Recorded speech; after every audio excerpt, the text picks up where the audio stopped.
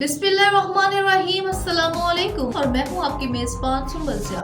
नजर डालते हैं अब तक की अहम तरीन खबरों पर। औरंगी टाउन में बल्दिया उज़्मा कराची और टाउन म्यूनसिपल कमिश्नर की लापरवाही की वजह से एक हादसा रूनुमा हो गया। इस हवाले से देख सकते हैं कि यहाँ पर जर्मन स्कूल के अतराफ जो कि रहमत चौक जाने वाले रूट पर जो है वो खुले हुए नाले के बाइस जो हाई रूफ थी वो पैसेंजर में इसमें बैठे हुए थे। उसके बाद जो है ये नाले में जा गिरी और इसमें ज़बरदस्त ख़तरनाक हादसा भी हुआ। कई लोग इसमें ज़ख्मी भी हुए, लेकिन बताया जाता है कि और दुआ कीजिए कि अल्लाह ताला उनको सेहत कामिला अता फरमाए, अल्लाह ताला बेहतरी अता फरमाए। ये नाला जो है देख रहे हैं कि रहमत चौक की तरफ जा रहा है और अक्सर बेशतर देखा ही जाता है कि वोट लेने के लिए जो लोग हैं वो जो उम्मीदवार हैं वोट लेने के बाद घरों के जाके सो जाया करते हैं, जिसके बाद अवामुन्नास इनकी तरफ मुँह तकती रहती है और उनके दीदार को देखती रहती है। लेकिन इनको ज़रा भी ख्याल नहीं आता है कि आया कि जो हादसा